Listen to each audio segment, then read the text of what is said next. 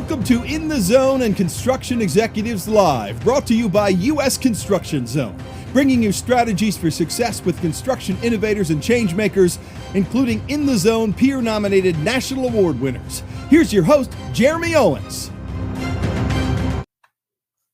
Hey there, welcome back to Construction Executives Live. I am your host, Jeremy Owens, out in sunny and warm Northern California in Folsom, where my kids go back to school next week, and I can't be more excited for that. I need my space, I need my time. I'm looking forward to them getting back to school and getting back to the grind of things. So thanks again for being here. I see a lot of familiar names and faces here. Thank you so much for your loyalty to Construction Executives Live. We have another great show for you today. I have a couple quick thoughts real quick. I did send you a couple of notes regarding my new shop that we opened up. I was soliciting some feedback from a lot of you. I appreciate your guys' kind words. I am looking for a couple things based on your guys' recommendation. If you guys happen to know any safety-related apparel, such as hard hats, safety vests, things like that, if you happen to know anybody in that supplier space, please send me an email at jeremy@usconstructionzone.com. And we are sponsored again today by Build 12. Build12.com is a way to automate your construction business into a revenue-generating machine. And you can visit build12.com for more information, and they will set up a free demo for you. Make sure to mention U.S. Construction Zone. The show today is going to be a great one. It's about leadership. It's titled The Undeniable Traits of a Leader.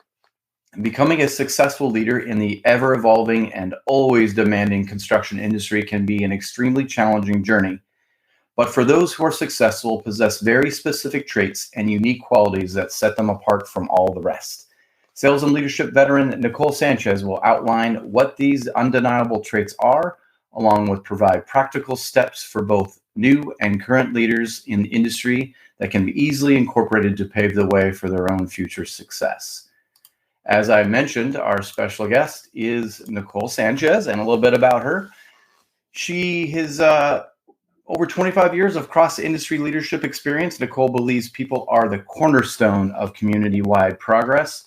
She has supported some of Southern California's most innovative construction projects for nearly a decade. I saw pictures of that Newport Beach project you guys are working on. Beautiful stuff. She has played a vital role in developing high-profile and innovative construction projects as her current role as the Director of Project Development at Driver SPG. And they are California's premier builder for over a century of success. Nicole shares her perspective alongside fellow industry thought leaders through her podcast, The Construction Influencer. Check it out. And she is also the author of 17 Undeniable Traits of Leaders in Construction. Please help me welcome Nicole Sanchez. Nicole, thank you for being here. Thank you, Jeremy. What a privilege. Thank you so much. Hey, I hear you on the back to school. Yeah. You feel me? Do they go back next week as well? Or? No, mine doesn't go back until the 24th. So I've got a few weeks to hold out here, but I hear you loud and clear. Yeah, I'm one of those proponents for like year-round school where we have like chunks of 2 weeks broken up through the year. Cause I agree. My 12-year-old boy is like, he's just bored, I mean, he'll come into my office and be like, hey, let's go out and play. I'm like, I'm working. I work. Yeah, I work. On the boredom, it's managing the schedule, right? There's not a camp every single day. So it's managing the schedule, that whole hectic thing. So yes, back to school. Yeah, I think probably everyone on this call is probably raising their hand on that one. So I don't think we're alone there. So thanks again for being here. Tell us a little bit about your industry experience. Yeah, thank you. So I joined the industry about 10 years ago. I was in banking prior to that. I was with Wells Fargo for 17 years. So resigned from Wells Fargo, didn't really have a plan in terms of what I was going to do next. I had a girlfriend that was dating a gentleman that had a testing inspection company. And she said, you should go talk to him, see what he has going on. And I said, what do I have to lose, right? So I drove out to Corey Engineering, which is here in Southern California. Richard Corey was the founder of that. And we interviewed. I said, listen, I know nothing about construction. And he said, it's okay. You know people. And I said, okay, let's give it a shot. So from there, I was in business development for Corey Engineering, and then I was promoted to vice president of sales for that organization. And then Michelle Shams was kind enough to promote me to vice president of operations, where I was able to shift from a sales, skill set into operations, which I learned so much there. So the journey has been fantastic. About a year and a half ago, I went to CW Driver Companies. I'm with Driver SPG, as you mentioned. Mm-hmm. So the journey's been fun, fast and furious. I've learned a lot. I still have a lot to learn. Yeah. So tell me a little bit about that new role at Driver SPG. What kind of problems are you guys solving in the industry? Wow. Well, if you're in construction, you know that so first, maybe I could back up a minute and just give a little bit of background about who CW Driver Companies is and how Driver SPG plays a role in that. So CW Driver, as you mentioned, has been around for 105 years. They're one of the first, most reputable, acknowledged companies, general contractor companies in Southern California. So they're the flagship of our company. They, again, have been around forever. They do large projects, new build. 12 years ago, Carl Kreitziger, who's the president of both CW Driver and Driver SPG, identified a need and a demand for special projects, which is basically tenant improvements and renovations. So there we had Driver SPG, the inception of Driver SPG. So that was 12 years ago. So Driver SPG is all about tenant improvement, renovation, smaller builds. So that kind of lays the distinction between the two companies. We're an affiliate of our flagship company. If you're in construction, you know the daily problems that are solved on any given project, right? Small, large, they're vast, and there's a lot of them. It could be from scheduling to budget, managing the subs, right? There's just so many things involved with building, renovating any type of structure. Sure. So you name it, you name the problem, and that's what our project teams solve every day. Right. Yeah, that makes sense. You said it. It's fast and furious. I don't know what it is about our industry, but you feel like you have a schedule in place for your day, and before you know it, you're on a different path. It's just it's a wild experience, that's for sure. Yeah, and it's being able to manage that gracefully, right? Because I think it's easy to kind of blow up and blow up with the schedule, but being able to manage that gracefully and to think proactively and have a solution before it even gets to ownership in some cases, right? Right. Totally. Yeah. And it appears that leadership has always been a common theme and passion of yours. Where did that come from in your life? Yeah.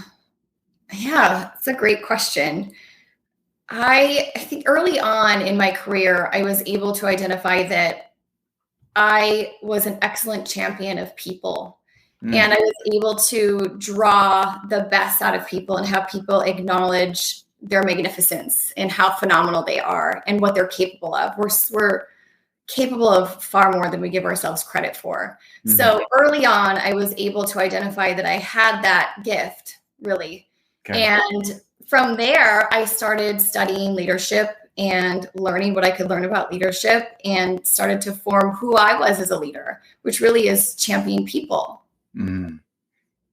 Yeah, that makes sense. So in that learning process, is there a mentor or a book or a person who inspired you to kind of keep going this journey, or was all kind of self-help books all along the way? Yeah, I get this question often, and I remember early on reading, Tony had his Unleash the Power Within book that came out. It's phenomenal. Back in I don't know what year that was, a long time ago. So that was one of the first books that I read. And of course that sparked a fire because that's the intention of the book. And I could relate to so much that was in there. And then also John Maxwell, I think the first book that I read from him was The Difference Maker, which talks about your attitude being the difference maker in any setting that you're in. And that also, that feeling was there when I read that book. I think for me, it was more on a personal level. I had some really great role models in my life. I was raised by entrepreneurs who obviously had to, they taught me grit and they taught me what it was to be a leader, not just of a company, but as a family. My mom was a single mom, and I learned a ton from what she went through every single day to make sure that we were raised how she wanted to have us be raised. So I learned the grit. I learned the belief in myself from the people that were raising me. That's where it came from. Yeah. Yeah. I mean, I'm sure you've got this question a lot too. Is leadership skills, is that a God-given talent, or is it something that you can learn? I mean, everyone says this, right? Is it personality based? Are you like, but like growing up, how you grew up, you kind of grew up amongst leaders. So you probably learned a lot that maybe wasn't necessarily in your personality when you were born, but what's your take on that? Yeah. I mean, I think a lot of people are raised maybe in a similar environment, and either you have the passion to want to pick up those skills or you don't. Mm-hmm. To answer your question, I do think skills can be taught. Yeah. I do believe that we all do have inside of us some kind of gift that we can deliver to the people around us that would make it some type of leadership. It doesn't have to be, the CEO of a company. That's not what leadership is. I do believe that we all have it inside of us. It's the will, right? Leadership isn't for everybody. Sure. Not everybody wants to be a leader. Not everybody wants to empower people and be that person that's really driving the results for a company. Some people aren't made for that, and that's okay. But to answer your question, I think that there are skills that can be learned, that can be taught to improve the leadership skills. Right. Yeah. I mean, that segues into my next question, which is, I mean, our industry, there's no secret, we struggle with leadership. I think, a large part of it could be due to, you become a CEO, you become an owner, founder of your remodeling or construction business, sometimes by default, or sometimes by necessity. Like, hey, there's a lot of people in our industry that started out as a foreman, worked their way up, and then like said, oh, I can do this, went took their license, and then before you know it, you're an owner. It doesn't necessarily mean you've gone to any sort of schooling, not that you need to, but you're in a leadership role, whether you want it or not, right? Yeah. So, I guess, is that why our industry maybe struggles with the leadership component more than others? I think this question I was asked this question on another podcast as well. And my response was, what you're talking about is that somebody is appointing you the position of whatever that leadership title is. You're being appointed by another person. Yeah. And I think in true leadership, there's an anointing that goes along with leadership. It's not just that, Jeremy Owens is the CEO. Mm-hmm. That's great. And that's fantastic. I love your fancy title.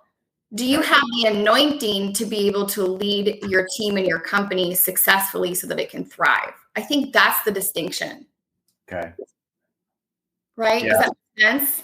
Yeah, that makes sense. I mean, I think that's not always the case in construction, right? It's like, sometimes you're just either slammed on the roll or you go out, on the ledge and say, I'm going to go take my contractor's license, and you pass, and then you make a business card, and you know what I mean? Like, and then there you are. Yeah, there you are. Like, right? It's such a low barrier of entry.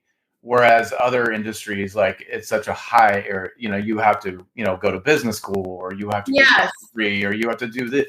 There's all these hurdles you have to go through, but for construction, not as many. Yeah. So I think you asked why was your original question. And I don't have the answer to that. I think a lot of times people resist change. I think a lot of times people, we're sometimes in like a turn and burn mentality. Like we're on to the next day so quickly, because that's the nature of our business. We're building structures. Right. So pausing for a moment and making sure that we take time out to be able to spend time on developing those skill sets. I don't know why in the construction industry. I don't know even if that's, of course, you and I can talk about it because we're in construction, but there's other industries as well that I've worked with in the past that they have the same issue. So it's not just that it's the construction industry. Right. It's that oftentimes maybe they don't know what they don't know. Maybe they don't know what's available in terms of, leadership development. Maybe they don't know where to start. Maybe, they don't care because the company is running well. They have the profit at the end of the year that they want to have. And, have a nice day. So I think that, it depends on the company and what's really going on inside of the company. Yeah, no, I think you're right. But I think there is a propensity to get busy in our industry where you just get busy and then you have sales, you have contracts, but you don't always necessarily, know the bottom line. You don't always know your numbers, you're making money, but there's cash flow. Things are good.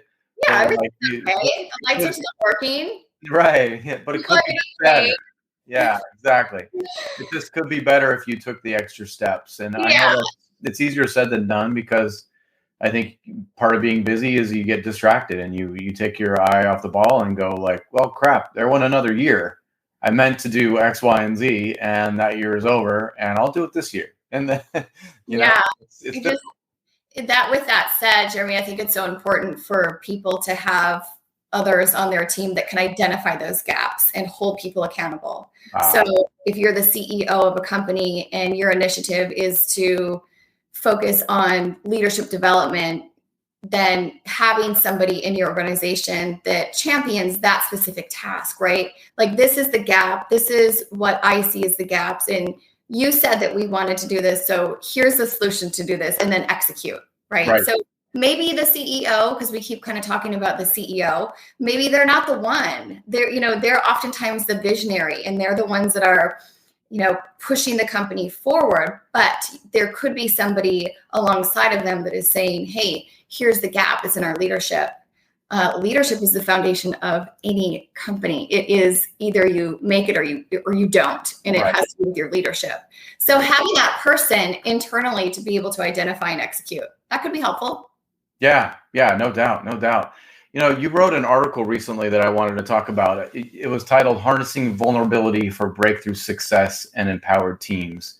And my listeners know that I talk about vulnerability a lot, and I talk about it a lot because I think it's an area of weakness in our industry, especially for management teams, especially the older school kind of mentality. But I wanted you to talk a little bit about vulnerability and what it means to you in leadership, but also the difference between vulnerability and overexposure, because I think that term overexposure, and that is probably a fear of a leader, is I don't want to overexpose myself. I don't want to appear weak. If you can talk a little bit about that, that'd be great. That's exactly it. So I think first it's important to unpack what vulnerability truly means. And vulnerability is simply that you're in a position to be hurt or harmed. Okay. That's what vulnerability is. That's the definition of the word. Yeah, no, thanks. What? Yeah, no, thank you. Right, exactly. Nobody wants to sign up for that, right?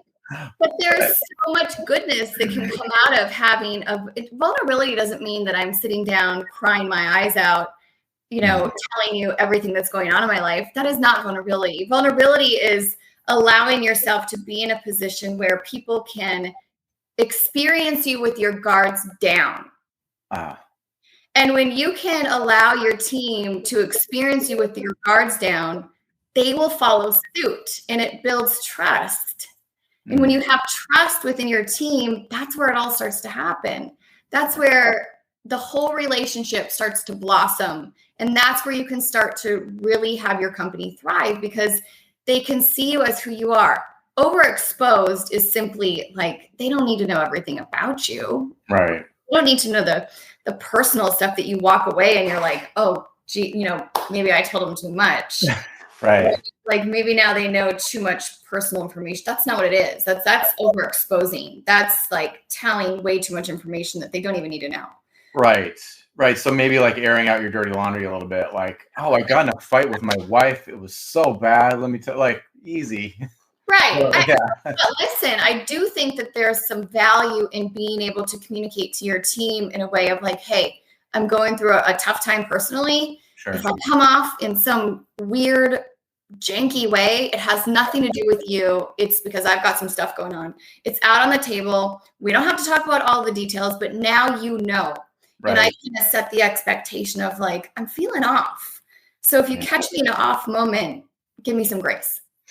Yeah, I think that's all you need to do, right? You don't need to go into the details after that level of why and what happened necessarily, but just being vulnerable enough to talk about, what's going on in your life. I think it's such a problem because I've grown up, I'm third generation in this industry. So what my grandpa described and my dad described as the way it was is like, you put your head down and you work. You don't even know if they have families. Yeah. You don't even know if they have kids. You've never asked about the baseball game. You've never asked about anything because it's all about productivity and staying busy and just do your job.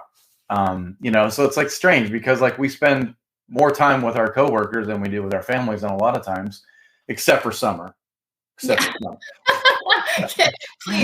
be over. So, but yeah, I mean, it's just like to omit that part of your life just seems like such an oversight. Yeah, I think people tend to walk around a little bit guarded, but I will tell you, CW driver. So Carl, I mentioned Carl Kreitziger is the president of our company, and he is he's just like a walking billboard of exactly what we're talking about. Like he probably knows everything about everybody's family. This is a man that when he walks into the building, he doesn't go straight to his office. He goes and he makes a lap around our building to check in it with everybody and say hi. If it's just on a Monday, he'll, what happened over the weekend? What'd you do with your family? So I think there's ways to exercise that. And it doesn't have to look like, some huge intimate conversation. It's just getting to know your people. It's getting to know who they are. Right. And as you get to know who they are, you learn about what they're passionate about. And when you can get to somebody's passion and start to feed that passion, their performance will skyrocket because they feel like you understand who they are as an individual. Yeah. I don't know if you read The 5 Levels of Leadership by John Maxwell. Have you read that? Yes. Great book. Right. So it basically talks about the different levels of leadership going from you're my boss just because on paper it says you're my boss and I have to listen to what you say. Right. All the way up to I know who you are, your characteristics are phenomenal, and I would follow you anywhere because you care about me and I respect you. So if you can proceed with your leadership, keeping that in mind, I don't want anybody to follow my lead just because they have to. Right. That's ugly. Like that's not how it's supposed to go. Right. People are supposed to want to follow you because you're leading by example and they know that you care. Yeah, totally. And I think there's a loyalty void in construction because of that lack of getting to know each other. And then it just becomes a monetization thing at that point, right? Like people just go from job to job because that person's offering more money as a project manager. And I don't have any personal loyalty to this place. Yeah. So, I don't really know anybody. Like I'm just doing my job. So, it's key. There is a challenge with construction because oftentimes boots on the ground, project managers too, are out on a job site.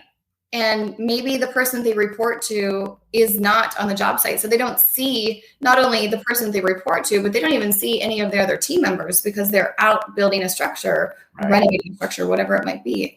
So there's a gap there, right? So it's like being able, that's the nature of our business. They're out, they're on site, maybe we aren't, but figure out ways to be able to go on site and have some fun with people and just make them feel seen and heard and cared for. That's what leadership is about. Yeah, totally. And I bet you get a lot of this kind of discussion topics on your podcast, The Construction Influencer. How long have you been doing that, and kind of what have you learned? And maybe just like for me doing this show, it's inspiring for me. Is it the same for you? Yeah, very much so.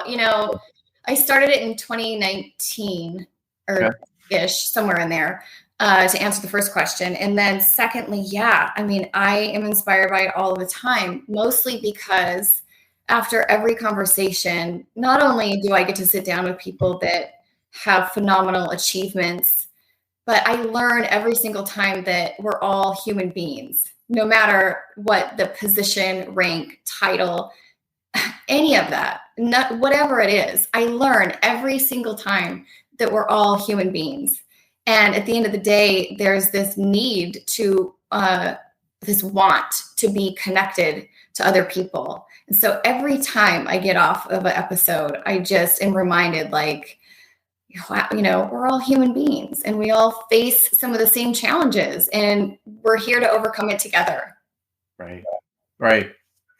Yeah, so true. So true. I mean, we all have lives outside of the industry. We all have struggles. We all have fears, and it's just, you're right. We just got to get to that level with people, and it opens up a whole new level of leadership, because they're just people, right? This industry is very much a people industry, and the fact that we haven't really recognized that, especially in the older generations, or really cared, is such it's an overstep, because we're missing out on not only creating a more productive and loyal workforce, but just a more enjoyable time. I mean, we want to have fun at work. Yeah. Can't just all be putting out fires. That's what it is, right? We're together all of the time. So if we're going to be together, we might as well enjoy the time together. Right? Yeah, exactly. Now, in addition to your podcast, you wrote a book, and it's called 17 Undeniable Traits of Leaders in Construction. When did you write it, and what inspired you to do so? So I wrote it in 2020. It was published in 2021. Okay. And really the podcast was the inspiration behind it. Okay. So I'll share a little bit about the podcast first. So the podcast I was at the time vice president of sales of Core Engineering, as I mentioned. Mm-hmm. And I was having daily conversations with my peers in the industry. And I thought to myself, man, these conversations need to be recorded so that we can learn from each other. Totally. Like, part of learning as a leader is so that your company cannot just survive but thrive, right? Right. I talk about that on my podcast, is like, we're here to learn from each other so that we can create cultures and create companies that thrive. So I was like, these conversations need to be recorded. So there was a podcast. I said, I'm going to do a podcast. I don't have any experience doing podcasts, but I need a camera and I need voice, and that's it. We'll just make a podcast. So we did. Right. And I turned that podcast into the book. So it was another way to, market leadership within construction. I was able to take some of the conversations that I was having in the podcast and turn those into chapters. So if you get the book, or if you've gotten the book already, Jeremy, it will have a quote from somebody that I interviewed on the podcast. And then I will kind of unpack that topic and talk about that topic from my perspective as a leader in the industry. Nice. So that's how it was born. Yeah. I mean, it's a great way of memorializing what you're learning, but also what these fantastic leaders have done, right? It's we need to pass the torch on to the next generation, right? Yeah. And what a great way of doing it. We didn't have that before, right? I mean, my grandpa's legacy kind of had to be through his son and through his grandson. Like, there's no articles. I mean, there was one in the newspaper, I think, but if you weren't in the newspaper, like, what do you got? What are you getting? Yeah. So I mean, it's a cool way of, like, passing that legacy down and things like that. So that's awesome. I wanted to talk about your book a little bit, and in the description you have something that says this. It says, quote, "Exemplary leadership doesn't come by merely having a title, education, or a fancy corner office," end quote. And this is so true in construction. We kind of talked a little bit about it, but how do you convince the old school, my way or the highway, the gruff owner in construction, to learn more about leadership techniques? Or is it kind of too late, I guess? I mean, how have you broached that subject with people? Yeah, I don't know if it's ever too late. I don't know that I've ever ran into a founder of a company, or maybe they're not the founder, the CEO or the president or the vice president or whoever. I don't think I've ever ran into somebody that was like, nah, I never want to learn anything. They're always open for some kind of conversation around leadership. And it may just be having a conversation about what they think their leadership is like in their company, and then being able to poke some holes in that to open the discussion, because they might think that they're closed off to the conversation, but you can have the conversation in a different way and start to ask questions that maybe will provoke some thought and some change. Right. So I don't know, there are some people that are like, no, this is the way we've done it. We're not going to do it any other way. That's how we run. Great. My question to those people would be, sure, how is that working out for you based on results, right? Companies that don't, have strong leadership, they often have high turnover. They are usually low performing because their team members are not happy because they don't have a leader that is injecting what needs to be injected into the culture. Sure. So, I don't know if I have an answer, but I think it's like, be open to the conversation. And as somebody that is passionate about leadership, approaching a conversation maybe in a different way so that people can understand what their leadership practices are. And maybe there's something better that fits, just maybe. Right. Yeah, no, you're right. I mean, sometimes it's just broaching the subject, right? It's just getting in the door and being able to talk about some of those performance measures. And I think part of the problem for a lot of these folks is they don't even know, they don't have measurements, right? They don't know if they're productive or not. And they don't know if their people are happy because they probably never asked, or, so it's difficult. I know everyone's different, but yeah, I mean, just encouraging people to keep learning, and it's never too late. It is a great strategy. And I wanted to get into a little bit about the 17 traits. And if someone could, I know it's available on Amazon, correct? Yes, it is. Yeah, someone can throw that in the chat there, and I'll do so as well, to make sure that you can go ahead and click the link for the book. I wanted to touch on a couple of these things. And the first one that I think that we really struggle with is compassion. So tell me a little bit about that. Yeah, so compassion is interesting. When I wrote the chapter, now that I work for a CW driver, I should have had Carl Kreitziger part of that chapter. He's actually mentioned later.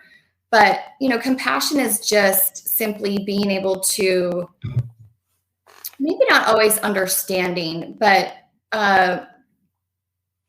identifying that you can have concern for what somebody might be going through. That's what compassion is. Compassion is for me to be able to be like, I acknowledge what you're going through and I want to help you make it better. That's what compassion is, right? Just being able to feel for that person. Maybe not always understanding, because if you've never gone through something that somebody else has, you can't really understand. You can't have the empathy, but you can still have the compassion. I'll give you an example of why I came over to CW Driver, and I hope Carl doesn't mind that I share this story.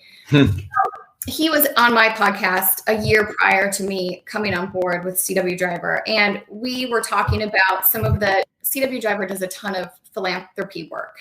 So he was sharing a story with me about how they were building a home for a gentleman that had ALS. And so they were building this home, the team gets involved. Carl's fantastic at getting the team involved to do community work together as a team, which is amazing. So as we're having this conversation, I can tell in his face that he's starting to get emotional because he's having compassion about what he's about to tell me. Sure. What Carl didn't know about the home that CW Driver was building is that it was a home for one of our employees' dad.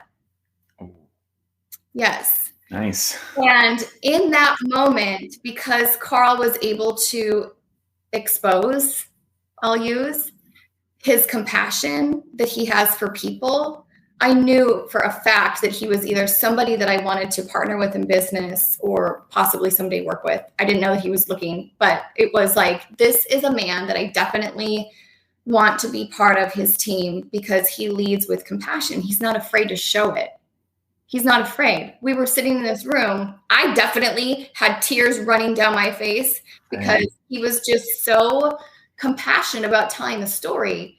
And I think that is such a great example. And not everybody has to sit down and cry, right? That's not what I'm talking about. But being able to have some understanding and giving some people grace when they may be going through a hard time or whatever it might be, but just leading with that. He is a great example of that. I can't think of a better example than that. Wow, what a great picture. And it just makes me, like you said, you got this overwhelming feeling of like, I need to be a part of this team, or I'm going to at least, learn from him. I want him to be a mentor. Like, that's how it works, right? And like, you describing him, I wrote his name down. Yeah, he is phenomenal. You should definitely chat with him. Yeah. He is a fantastic leader. Yeah. He's very busy, so I don't get to be mentored by him a whole lot. But when I do, I'm all ears, all eyes, watching for everything that he does because he's phenomenal. Yeah, The that's great because that's the people we should be rewarding, right? Those are the kind of the businesses and leaders that should be rewarded for that, right? Yeah, I agree. I think when it comes to compassion too, Jeremy, and not everybody has that, right? Not everybody has that inside of them to be compassionate towards others. I think a really great way to start being that way is to really be present and to listen to what your people are saying, so that you can start to have the conversations that maybe you might not feel comfortable having, but maybe the person on the other end is in dire need of having the conversation, so they can just have a space to be able to, communicate with you on what's going on. But I think just listening to people, being present, is a great way to start with compassion. Yeah, totally.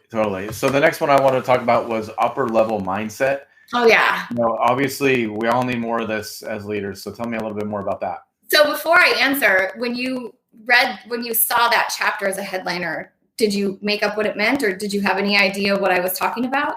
Not really. I mean, okay. I've heard of growth mindset or, things like that, but I've never heard the term upper level mindset. So this will be new to me. Yeah, probably because I made it up. Right. Right. Like, I don't know anybody that uses. So what I really wanted to call the chapter was Rise Above, but it just didn't fit in with the other chapters. So I was like, okay, upper level mindset.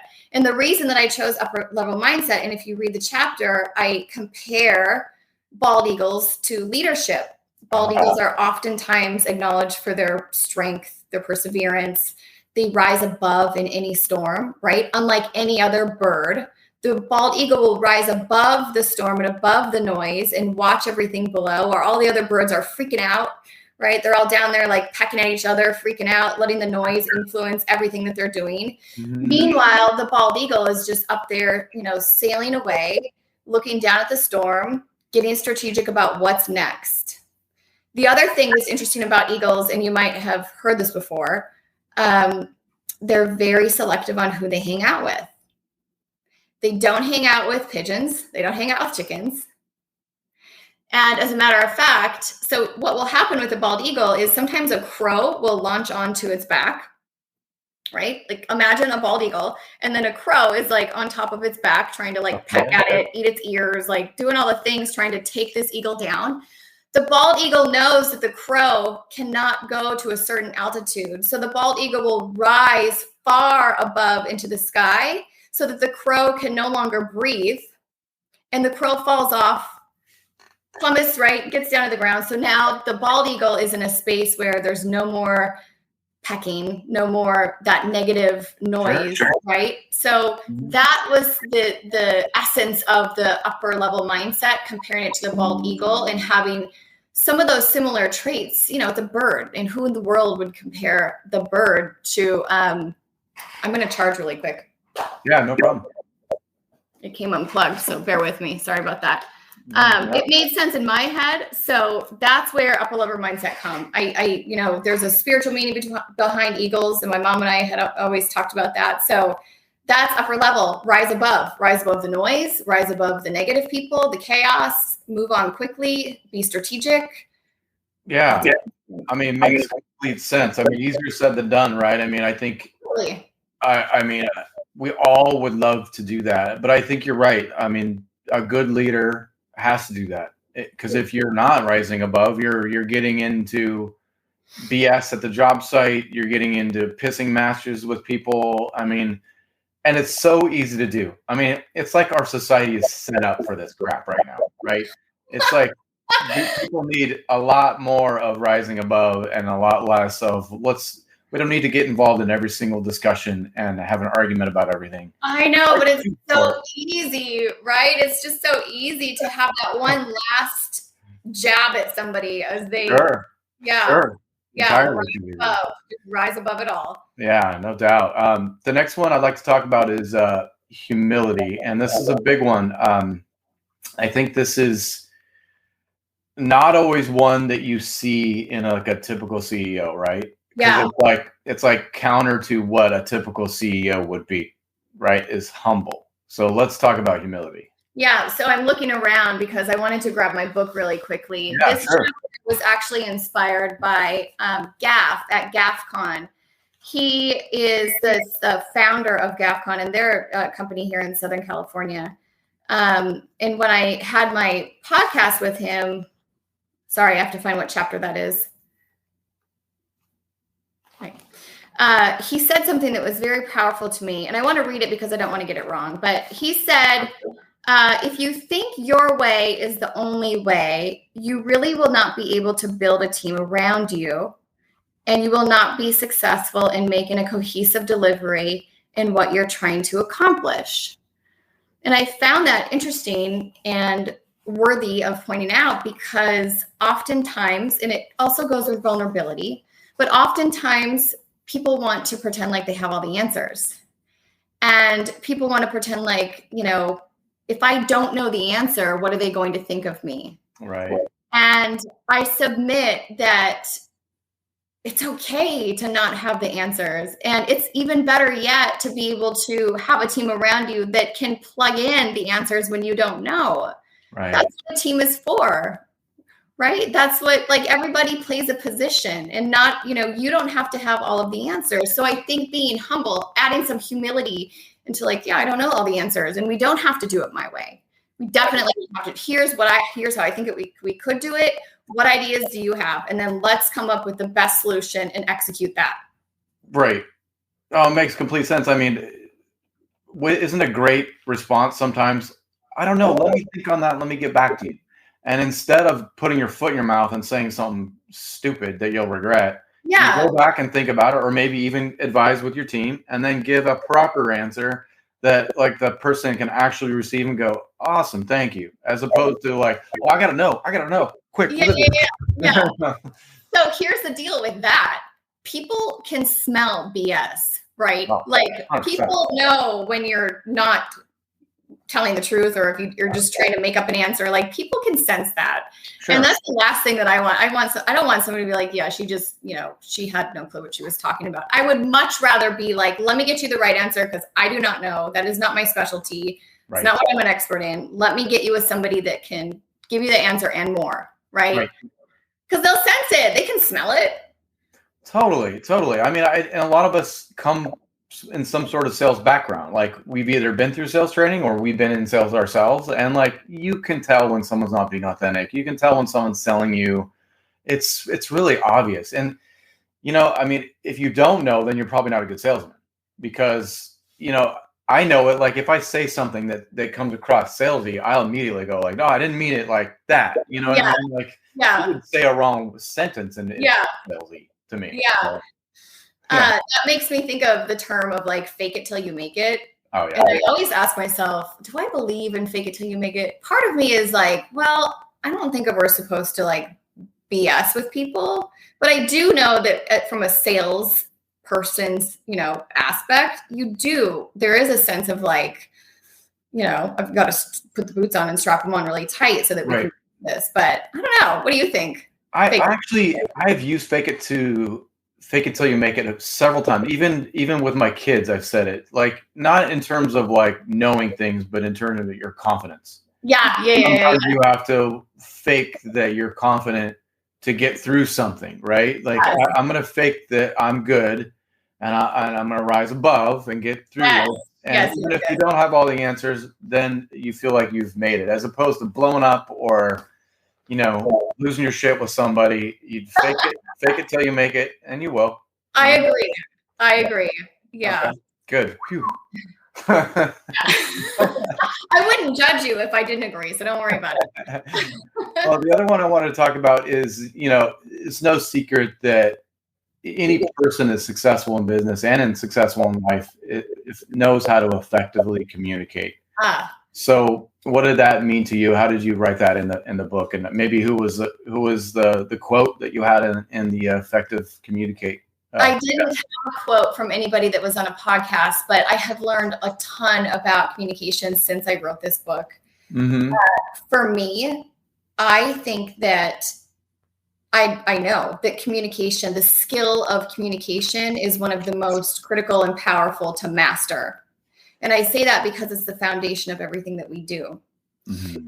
And I mean, think about it, right? Like every person that you meet, there's communication involved. You might be aware of this already, but there's 4 ways to communicate: nonverbal, verbal, vocal, and imagery, right? Mm-hmm. So nonverbal is all of my cues, right? My body language. If I'm sitting back like this, hanging out, like am I pissed off? Like all of the things that as salespeople we should know to look for.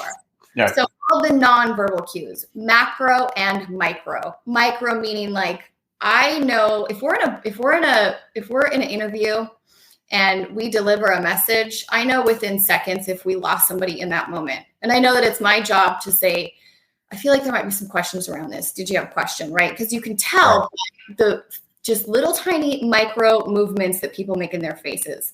It's fascinating. It's very fascinating. Yeah. The second, obviously, is verbal, what we say. But most importantly, vocal, how we say something. How we say it. It's not what we say, it's how we say it. Yes. So if you're like, hey, Nicole, how are you?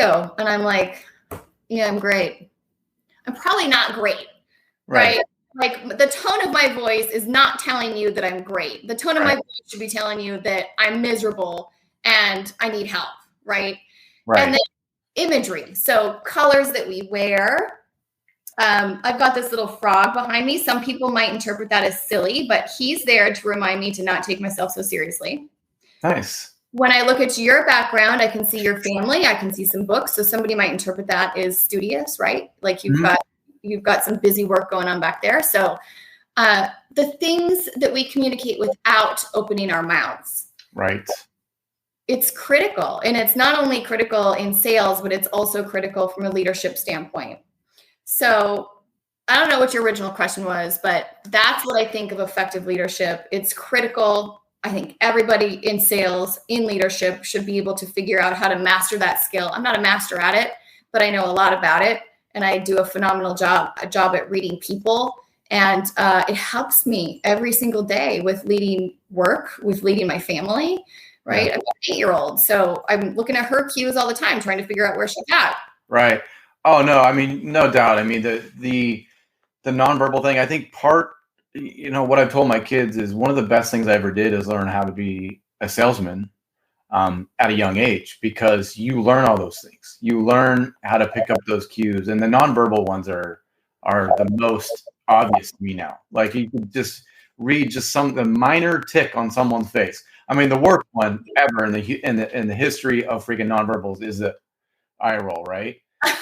Well, that's so obvious, right? Yeah, like it's so obvious, like duh, the person thinks I'm a complete idiot. That one I hate the most. But like the way people say things and their nonverbals to me are more powerful than what they say. Agreed. I think really being able to not just be aware of how you are communicating, but the trick is being able to pick up on what people are communicating to you, so that you can then do whatever you need to do to either save what you need to save or pivot how you need to pivot. But it's not always about what I'm saying. It's about what you are saying without saying anything. And how do I pick up on those cues? And being aware of it. Right. Yeah, no, I love it. Another one that I wanted to talk about, I'm admitted and in recovery control freak. Okay. I'm in recovery. Okay, so you're not recovered yet, so you're going to continue to claim it and declare it for yourself. Yes, I'm not cured of this yet, but the empowering chapter for you has got to be one that I would probably skip to right away, because I have a hard time with it, especially, family-owned business. I have a hard time letting go of control. Oh. And that's my cross to bear in life too. Like I have a hard time letting somebody else take the reins. So how can you help me? Yeah, well, I guess you have to ask yourself, Jeremy, like, what is the worst thing that's going to happen if you delegate something and it doesn't get done the way that you want it to be done? Because listen, the message that you're sending to your people, to your team, to your family, okay, is that you trust them. Yeah. That's the message that we as controllers send to the people around us is, I don't trust you, so I'm going to do it myself. And sometimes it might be true. Like sometimes it might not get done, and or it might not get done the way that we want to have it be done. I don't know why that's so hard to get out, but little baby steps, relinquish control. What's the worst that's going to happen? And think about what the other person is experiencing on the other side. Like, man, you don't trust me enough to be able to accomplish this task. Right. No, it's true. And I've done a terrible job of, like, quote, replacing myself. Right. And that's the problem. If you don't start empowering other people to do things, is that you're not creating someone to take over for you. And you're not creating someone that can maybe free up more of your time. Yeah. But I just keep piling on tasks and things that I really want to do, but I haven't let go the ones to replace it. So I guess ask yourself again, like I said it previously, like, how is that working out for you? Not very good. Yeah, exactly. So, I'll follow up with you, because I think you should make a couple of tasks that you can delegate, and then we should talk about it. And no doubt. I need all the help I can get. Trust me. Definitely. And for somebody else to feel important. Yeah. Right. Yep. All right. The last trait I wanted to talk about was how we can be more self-aware. How can we be more self-aware in our businesses? Well, so self-awareness simply has to do with me understanding what my strengths are, what my weaknesses are, what my triggers are, what my motivators are. That's what self-awareness is. And I think the important message behind self-awareness is being able to identify all of those things within yourself, looking at yourself going, yeah, I kind of suck at this. I'm not that great at that. I'm really good at this. And then, like we talked about earlier, being able to build a team that can bridge those gaps and close everything up so that you guys can work together in harmony. You might be good at something that I completely suck at, right? But I'm self-aware and I know, and I'm okay with being vulnerable enough to say, like, listen, I don't have the answers to this. I don't know how to do this. I'm awful at it. Can you please help me? Right? That's being self-aware. Right. Here's what my skill set is. Here's what my skill set is not. And then collaborating with the right people to make it whole. Right. And so that's how we build teams. Right. So me admitting that I'm a control freak and I'm having a hard time empowering people would be me being self-aware that I have blind spots. Yeah. And then I think the other side of self-aware is really do you really know how you show up in this world? Right. Do you ever see the people that you're like, do you know how you're showing up? Maybe they do and they don't care, because there are some people like that, right? Like there's people that just don't care about how they show up. Right. They don't care about who they offend. They don't care about who they step on. They don't care about any of that stuff. They just show up and they're here and here I am. And then there's other people that go, yeah, when I do that thing, I don't even like myself. So I'm going to change it. Yes. No, I definitely see that for sure. I wanted to get into this last question before we run out of time, but obviously you wear a lot of hats in construction, right? I mean, influencer, podcaster, author, leader, it's safe to say that you're striving to leave a lasting legacy behind in this industry. And I feel the same way, but what is driving you to do that? There's gotta be something that you're striving or something that you want to leave behind.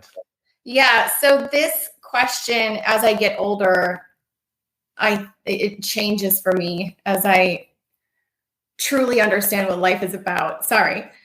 So my dad passed away. Oh, I'm sorry. Okay. It was 5 years ago, so I'm good. But just talking about it reminds me of what we're supposed to do with life. So in his, his eulogy that was read as celebration of life, my stepmom chose a message that was about your dash. Right. So Nicole Sanchez, born 1977. Now you know how old I am. And whatever year I die, let's just call it 100 years. Right. So the message was about what we do inside of this dash. That's our dash. Ooh. Right. And for me, I want to live it to my fullest. I don't want to live with any regrets. I don't want to leave this place with an idea or a concept or a goal or a dream that I didn't at least dip my toe in and try it out. I don't want to leave like that. Right. Most importantly is my 8-year-old daughter. Mm. She is watching every single move that I make, Right. and she mirrors and will continue to mirror every single move that I make. So I want her to know that she can be brave and courageous and to believe in herself and to leave her own mark in this world, just like her mom has. So that's what keeps me going. That's why. Awesome. No, I love that response. That's so inspiring. I mean, that dash, what a great analogy, but also it's just a perfect definition of legacy. Like, what do you want to leave behind, or what is your kid going to be most proud of you for? How would they describe you? What's the sentence they'll say, right? I mean, how powerful that is. And, how long that sentence will continue on. How many generations will that sentence go? Yeah. Will it end with 1 or 2, or do you want it to go 4 or 5? It's up to you. Yeah. It's up to each and every one of us. It is. It's like, you've got to, I say this all the time, but in anything that you have a dream about, something that you've always wanted to do, you have to step out to find out. In everything. Like, I didn't know, I didn't write a book because I was going to sell 8 million copies. Like, that's not why I wrote a book. I wrote a book because I said I want to write a book someday, and I wasn't going to let that die. Awesome. Right? I love that. I mean, yeah, that's a great reason to do it. It's a great reason to do it. It's something that you can leave behind, and your thoughts and feelings are there on paper for everyone to read. So yeah, thank you so much, Nicole, for being here. It was a great and inspiring show. How do people get in touch with you? Are you on LinkedIn, or what's a good way for people to say hi? Yep, the best way is LinkedIn. So Nicole Sanchez, you'll see me there. Okay. Click connect with me, shoot me a message. More than happy to chat about anything that we, talked about on this show and then beyond. All right. Well, thank you so much, Nicole. Thank you. Privileged. Wow. Yep. All right. Thanks again, everybody, for watching Construction Executives Live. Another great show. I appreciate you guys all being here. Our next show is next month on the first Wednesday of every month is what we try to shoot for. And the link is on LinkedIn right now. So go ahead and click that link and get signed up. I am actually going to be meeting in person for the first time on our live show. I have a friend that's flying out, and he is going to do a live show. And we're both coaches, so we're going to talk about our coaching experience as it relates to business. And then we're going to go catch a Sac State football game. We're both alumni there. So should be a fun show, a little bit lighter, looser. So please tune into that and get signed up now. And I want to thank again our team for sponsoring at Build 12. Again, go to build12.com to get a free demo. And thank you guys all for being here. I can't wait for next month. And I'm just really having a good time, as I said to Nicole today, learning new things about all these important topics in construction, whether it's leadership or time management, or whether it's, how to talk to a millennial. There are all these topics that are very near and dear to my heart, and also they're things I need to learn myself. So thanks again for tuning in, and we will see you guys next month. Bye. You've been listening to In the Zone and Construction Executives Live with Jeremy Owens. Be sure to subscribe to In the Zone and stay in the know with the best minds in the construction industry. To nominate an innovator or change maker in the construction industry, connect with your management peers and stay up to date with construction industry news. Be sure to visit usconstructionzone.com.